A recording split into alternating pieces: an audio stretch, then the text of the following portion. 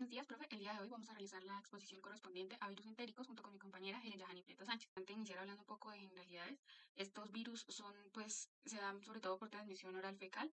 También, es importante decir que son frecuentes durante el verano, probablemente, porque durante esta estación el higiene, es un poco más laxa. Es importante también la esterilización adecuada, de los objetos, de los alimentos y, la desinfección de tanto, del agua que se va a consumir, sobre todo a través de los alimentos, porque estos suelen ingresar así. También, acompaña esto de una higiene adecuada, un lavado de manos, unas buenas técnicas o prácticas de higiene general. Estos virus, por ejemplo, los rotavirus, se pueden producir en abundancia y tienen, una morfología característica, y se pueden detectar en heces mediante unos métodos, pero estos métodos, los vamos a mencionar un poco más adelante, en cada. Vamos a iniciar hablando del astrovirus. Dentro de sus generalidades encontramos que es de la familia Astroviridae, fue identificado por primera vez en el año de 1975. Son patógenos de importancia en el contexto clínico, sobre todo por ser uno de los causantes de gastroenteritis. Poseen un ARN de cadena simple como material genético, son virus pequeños, tienen un diámetro de alrededor de 28 a 34 nanómetros, su forma es esférica y tienen una apariencia, es característica de una estrella de 5 puntas. Dentro de la epidemiología, es importante mencionar que son los causantes de aproximadamente el 10% de las infecciones gastrointestinales virales, son causadas por este virus. También se pueden presentar junto con otros enteropatógenos como el rotavirus o el norovirus. Cabe mencionar que, la población vulnerable en este caso serían los niños. Acá podemos ver unas de sus características morfológicas, pero vamos a mencionar las más importantes. Entonces, en la patogenia tenemos que lo que va a hacer el astrovirus es que va a infectar a las células epiteliales del intestino delgado, generando así un daño celular y alterando la absorción intestinal. Vamos a tener entonces unas proteínas como las BP26 que pueden ser las responsables de la variación antigénica de este virus, que es la encargada de burlar el sistema inmune, para así confundirlo y que no lo ataque. También tenemos las NSP1A4, que no solo están involucradas en la replicación del virus, sino que también pueden inducir apoptosis en las células epiteliales del intestino. Por otro lado, tenemos el diagnóstico, que va a estar dado sobre todo por microscopía electrónica, enzimoinmunoanálisis y reacción de cadena de la polimerasa, o PCR. En el tratamiento de los virus, por lo general son autorresolutivos, pero ya sabemos que no todo es exacto ni bonito. Pueden llegar a existir algunos casos donde se presente deshidratación, pero si no se trata bien la enfermedad, entonces el tratamiento va a basarse básicamente en rehidratación y el control de síntomas específico que en cada paciente. La prevención va a estar dada por el lavado de manos, una higiene adecuada. Dentro de la sintomatología de estos pacientes van a tener diarrea, vómito. Vamos a hablar un poco de los rotavirus, que son, vamos a hablar un poco de sus generalidades. Estos virus son de la familia Reoviridae, poseen un ARN bicatenario. Este nombre de rotavirus, la palabra deriva de la palabra latina rota, que significa rueda. Tienen una morfología icosaédrica con una cápside de doble capa. Estos virus suelen medir alrededor de 60 a 80 nanómetros de diámetro y provocan gastroenteritis infantil humana. La transmisión de este virus, como lo había mencionado, que es una generalidad de todos, es por vía fecal oral y a menudo puede ser por agua contaminada o por alimentos contaminados. Dentro de la población de riesgo volvemos a encontrar sobre todo a los niños de 5 años, pero el hecho de que esta sea la población vulnerable no hace que las otras personas no tengan la posibilidad de contagiarse de este virus, porque también lo pueden obtener. Entonces, dentro de la epidemiología encontramos que son los responsables del 50% de los casos de diarrea en niños con deshidratación y se da sobre todo en niños de 5 años, como lo había mencionado, en épocas frías del año. Tenemos una tabla que se encuentra en la literatura que nos explica un poco de la epidemiología de rotavirus, los factores de la enfermedad, su transmisión, algunos grupos que poseen riesgo y la geografía según la estación. Entonces tenemos dentro de los factores de enfermedad que tienen una cápside que es muy resistente a las condiciones ambientales y gastrointestinales, se pueden eliminar grandes cantidades del virus en la materia fecal y la infección puede ser asintomática puede ser asintomática, pero a su vez puede ser como un medio de propagación del virus. La transmisión suele ser por heces, especialmente en guarderías, ya que en estos lugares no se tienen como los medios adecuados para disponer de los residuos, de los pañales de los niños, y también los niños se tocan las manitas, no se lavan las manitas y van tocando todo, entonces esto puede ser un factor de transmisión. Y también existe la posibilidad de que puedan tener una transmisión respiratoria. Entonces, algunas de las poblaciones que corren riesgos, en el caso de rotavirus tipo A, vamos a tener a las lactantes menores de 24 meses con un riesgo considerable de gastroenteritis infantil con posible deshidratación, al igual que en niños mayores y adultos, un riesgo de diarrea leve. También en niños desnutridos o personas desnutridas en países subdesarrollados van a tener un riesgo de diarrea, deshidratación e incluso la muerte. En el caso del rotavirus tipo B, que son los rotavirus asociados con diarrea en los adultos, vamos a tener a lactantes, niños mayores y adultos, pueden tener un riesgo de gastroenteritis grave. Y este virus se encuentra en todo el mundo, es una enfermedad muy frecuente sobre todo en otoño, invierno y primavera. Hablando un poco del rotavirus, acá podemos observar pues su morfología, de la cual vamos a mencionar algunos mecanismos que son pues, los principales causantes de la patogenicidad de rotavirus. Entonces vamos a tener que la patogenicidad de este virus va a estar causada y dada sobre todo por la destrucción que va a generar en los enterocitos y una alteración de la función intestinal. Vamos a tener entonces una parte de este virus que va a ser la NSP4, que va a actuar como una enterotoxina que va a estimular la entrada, perdón, del ion calcio en los enterocitos. Entonces, esta liberación de esta estimulación de la entrada del ion calcio en los enterocitos va a generar la liberación de activadores neuronales, provocando así una alteración neuronal de la absorción de agua. Eh, Tiene una acción citolítica y tóxica sobre el intestino, sobre el epitelio del intestino, y va a provocar la pérdida de electrolitos, impidiendo a su vez la reabsorción del agua. Esta enfermedad puede llegar a ser grave, sobre todo en los lactantes menores de 24 meses, pero puede ser asintomática en adultos. Pues, como lo mencionaba anteriormente, en las heces pues, se pueden generar grandes cantidades del virus. Dentro de la sintomatología vamos a encontrar que los pacientes van a presentar fiebre, náuseas, vómito, diarrea y deshidratación en el peor de los casos. Acordémonos que en los niños pues hay que tratar estas diarreas. El diagnóstico pues vamos a tener principalmente la clínica del paciente, enzima inmunoensayo, y aquí vamos a encontrar antígenos del rotavirus en las heces fecales, de igual modo PCR, entonces vamos a encontrar ARN del rotavirus en las heces, y como tratamiento por lo general suelen ser autorresolutivos, pero pues también podemos tener un manejo, pues depende de la sintomatología del paciente, y recordar siempre la rehidratación, mantener un balance hidroelectrolítico adecuado en los pacientes, sobre todo tener cuidado con los niños. Modos de prevención, pues vamos a tener las vacunas. Entonces la vacuna del rotavirus va a tener unos componentes que van a ser híbridos bovino-humano, va a ser una vacuna atenuada, y las personas que deben recibirla sobre todo pues son los lactantes, porque son una población vulnerable. Esta vacuna la deben recibir los lactantes de 2, 4 y 6 meses. Ahora vamos a hablar un poco del norovirus. Este virus hace parte, de la familia Caliciviridae. Son virus entéricos, pequeños, redondos, y son causantes por lo general de gastroenteritis aguda. Estos van a poseer un ARN monocatenario, y pues son la causa más común de gastroenteritis aguda en todas las edades. Tienen mayor prevalencia en niños y ancianos, al esto ser una población vulnerable. Algunas características de este virus es que van a poseer una cápside pequeña con una morfología pues, que los permite distinguir. Son virus resistentes a determinadas condiciones ambientales, como por ejemplo los detergentes, la desecación, el ácido, y estos virus se van a transmitir de igual manera por vía fecal oral o a través de agua o alimentos contaminados. Esta enfermedad pues, se remite en un plazo aproximadamente de 48 horas, sin consecuencias graves, pero pues existen excepciones. Dentro de la patogenia de este virus vamos a tener antígenos del grupo histosanguíneo que van a actuar como receptores del intestino, que esta va a ser la manera en que el virus va a ingresar a las células intestinales. También la región P2 de la proteína VP1, que es altamente variable, lo que va a generar que el norovirus pueda evadir al sistema inmunológico y burlarlo. Dentro del diagnóstico vamos a encontrar nuevamente PCR, análisis de heces y clínica del paciente. ¿Esto por qué? Porque por lo general todos estos virus suelen tener como características, o sea, características clínicas muy parecidas, y la única manera pues de reconocerlos en sí son métodos moleculares.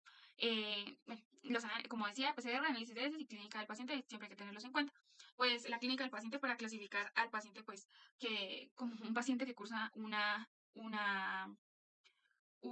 enfermedad pues por un virus a nivel intestinal, el análisis de heces y el PCR pues para dar el diagnóstico pues de qué es, de qué virus se trata. El tratamiento nuevamente pues suele ser autorresolutivo, pero pues vamos a manejar la rehidratación, y una prevención pues podría ser el lavado de manos, un manejo adecuado de los alimentos, porque estos pacientes pueden presentar una sintomatología con diarrea, vómito, aumento de la temperatura, fiebre y algunos calambres abdominales y pues malestar general. Que comparten los adenovirus entéricos, el virus Coxsackie y el virus ECO, está su forma de transmisión, que se puede producir ya sea por vía fecal oral, vía respiratoria, por ingestión de comida y agua contaminada, por contacto con manos y fomites infectados, y pues por inhalación de gotas de aerosoles infectados. Además, también tenemos que comparten o tienen en común lo que es su prevención, que se da a partir de la higiene de manos, la higiene de alimentos, la desinfección correcta pues de las superficies, además de esto cubrir la boca y nariz constantemente y evitar el contacto directo con personas que estén infectadas. En cuanto a la estructura, estos virus también comparten las siguientes características. Pertenecen a la familia Picornaviridae, tienen un ARN monocatenario, estos son icosaédricos y son desnudos. Además, también comparten proteínas estructurales, como lo son la BP1, que permite el ensamblaje de la cápside, la BP2, que se encarga de proteger el genoma viral de la degradación, la BP3, que participa principalmente en lo que es la respuesta inmune del huésped, y la BP4, que participa en el proceso de liberación del ARN viral. Además de esto, pues estos comparten también las proteínas no estructurales, que son las siguientes. La 2A, que se caracteriza por inhibir la síntesis de proteínas del huésped. La 2B, que pues permite principalmente la permeabilidad de la membrana. Además tenemos la 2C, que se encarga de desenrollar el ARN viral. Tenemos la 3A, que pues este es el complejo de replicación viral. Tenemos la 3B, que actúa como cebador. La 3C, que interfiere en la síntesis de ARN del huésped. Y la 3D, que cumple principalmente con la característica de catalizar la síntesis de ARN viral. En cuanto a los adenovirus entéricos, vamos a tener en cuenta que su periodo de incubación es aproximadamente de 1 a 35 días y los serotipos que se caracterizan por causar mayor patogenicidad son el 40 y el 41. En cuanto a la patogenia, pues vamos a tener el mecanismo de infección, el cual se va a producir mediante la adhesión, ya que los adenovirus entéricos pues poseen proteínas en su cápside que les permiten adherirse a receptores específicos en las células epiteliales del intestino. Luego vamos a tener la penetración, ya que pues una vez adheridos el virus ingresa a la célula donde se va a producir la liberación del material genético pues viral. Después se va a producir lo que es la replicación, ya que el ADN viral pues, se replica utilizando la maquinaria celular y además de esto pues, va a producir numerosas copias pues, del virus. Por último vamos a tener el ensamblaje y pues, la liberación, ya que pues, las nuevas partículas virales se ensamblan en el interior de la célula y son liberadas pues, infectando así otras células. Además de esto pues, vamos a tener los factores de virulencia, ya que pues, los adenovirus entéricos poseen diversos factores y pues, estos van a contribuir a su patogenicidad. Vamos a tener las proteínas de la cápside, que estas facilitan la adhesión y penetración del virus en las células. Además de esto, las proteínas no estructurales, que pues estas intervienen en la replicación viral y en la inhibición de la respuesta inmune del huésped. También tienen la capacidad de producir pues cuerpos de inclusión, ya que estas estructuras pues son intranucleares y son características de la infección por adenovirus y pueden contribuir también a la patogénesis. En cuanto a la respuesta inmune, pues vamos a tener que hay producción de anticuerpos y células T específicas. Estos tienen ciertos factores de riesgo pues en los cuales se caracterizan lo que es la edad, ya que se presenta con mayor frecuencia en menores de 2 años, también el hacinamiento y la inmunosupresión. A las manifestaciones clínicas de los serotipos 40 y 41 se va a presentar síntomas como diarrea, vómitos, fiebre, dolor abdominal y pérdida del apetito. El diagnóstico se puede realizar mediante la clínica del paciente, también mediante PCR o cultivo viral, y el tratamiento va a ser la rehidratación y alimentación adecuada para el paciente. En cuanto al virus Coxsackie, vamos a tener en cuenta que su periodo de incubación va a ser aproximadamente de 3 a 7 días y pues que el grupo A y B se caracterizan por causar mayor patogenicidad. En cuanto al mecanismo de infección, este se caracteriza por, primero, presentarse adhesión y penetración, después vamos a tener la replicación viral y el ensamblaje, a continuación tendremos lo que es la liberación y la diseminación, y por último tendremos la respuesta inmune del huésped. Este se va a presentar principalmente en menores de 5 años. Además de esto, pues hay mayor riesgo de infección en lugares hacinados y en pacientes con inmunosupresión. En cuanto a las manifestaciones clínicas del grupo A, se puede llegar a presentar lo que es la herpangina, que se caracteriza por la aparición de fiebre, anorexia, faringitis, vómitos y odinofagia. Se presentan úlceras vesiculares situadas en el paladar blando y en la úvula, como se puede visualizar en la imagen correspondiente. Además de esto, se puede llegar a presentar lo que es la enfermedad de manos, pie y boca, que pues esta se caracteriza principalmente por presentar dolor de garganta, dolor en boca y correspondiente a esto también se puede presentar fiebre. Pues esta enfermedad se caracteriza por iniciar con máculas pequeñas que evolucionan a una pápula y posteriormente se producen o se convierten en vesículas que al romperse son úlceras que producen bastante dolor. En cuanto a las manifestaciones clínicas del grupo B, se presenta pleurodínia, que se caracteriza por la presencia de mialgia epidémica, fiebre, dolor torácico, cefalea y anorexia. Además de esto, se refiere a la aparición del abrazo del diablo, que se caracteriza por un dolor pleurítico intenso o dolor abdominal excesivo. Este también suele ser denominada como enfermedad de Bornholm y pues su duración es de 4 a 6 días de manera recurrente. El diagnóstico para el virus Coxsackie pues, se puede realizar mediante la clínica del paciente, PCR, hemograma o cultivo viral. Y el tratamiento se realiza pues, mediante la rehidratación, la ingesta de alimentos blandos y descanso para el paciente.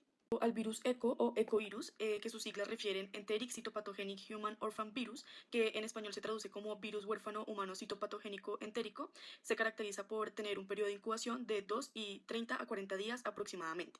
En cuanto a su patogenia, pues su mecanismo de infección se caracteriza principalmente pues, por la entrada del virus, por su posterior replicación, la producción de daño celular y finalmente la respuesta inmune.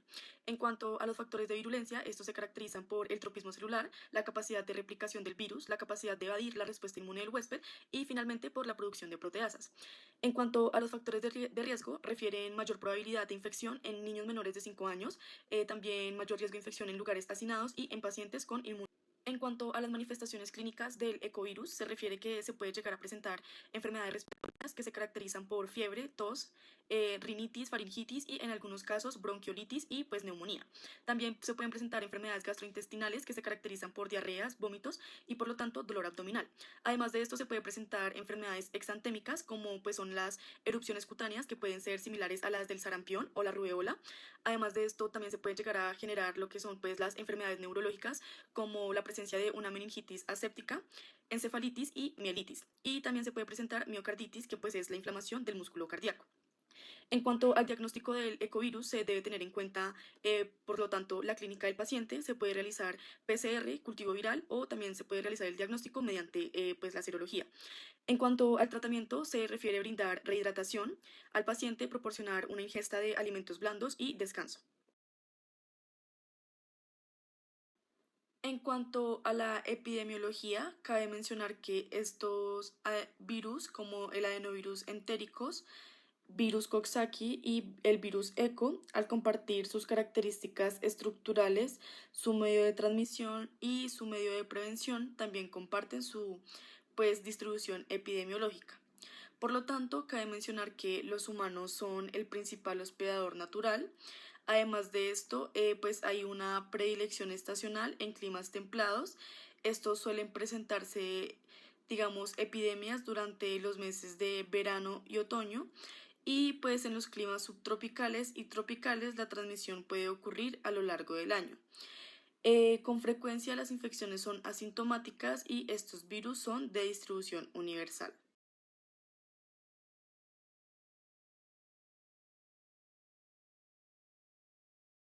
Bueno, compañeros, con esto finalizamos la presentación de los virus correspondientes y se les agradece por su atención.